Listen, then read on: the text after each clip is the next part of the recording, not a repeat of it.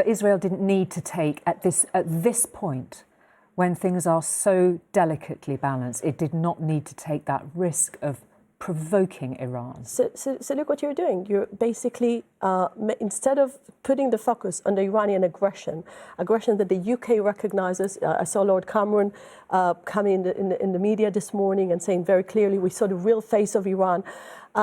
And by the way, it's an opportunity for me also to thank to this incredible coalition. So Iran is the problem. What will Israel's response be? Your colleague at the UN said Israel has the right to retaliate. How will it do that?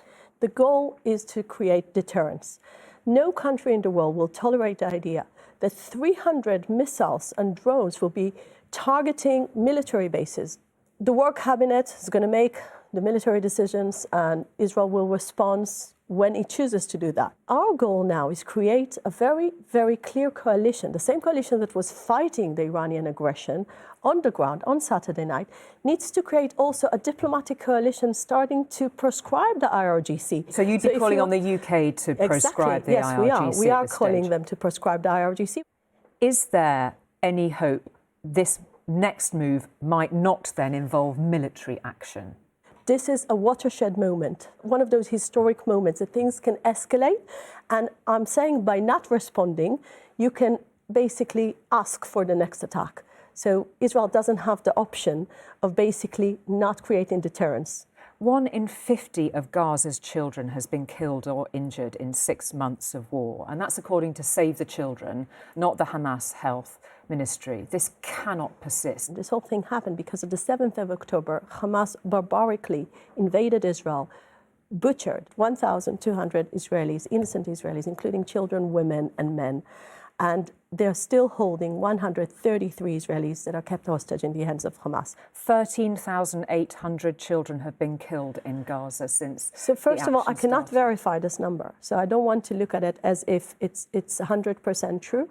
And we need to check the facts. But going back to the suffering, there is no doubt there is suffering in Gaza. And we're not interested in the people of Gaza to suffer. But in order to save the people of Gaza, you must have Gaza that doesn't have Hamas controlling it. You were questioned about whether that was an argument for destroying the whole of Gaza. Some accused you of being genocidal in that statement, that every building is ripe for attack, effectively. Do you stand by those words? So let's begin with who has the genocide intention. It was Hamas that had the genocide intention. I'm asking you whether you're standing by your words in that instance. So I want to start. That was a very factual description of what Hamas turned Gaza to be. So Hamas turned Gaza to be a terror hub.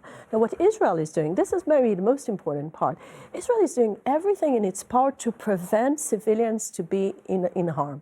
Samantha Power, administrator of the US Agency for International Development, the US agency, said this week she accepted credible reports that famine is now occurring in the area of northern Gaza.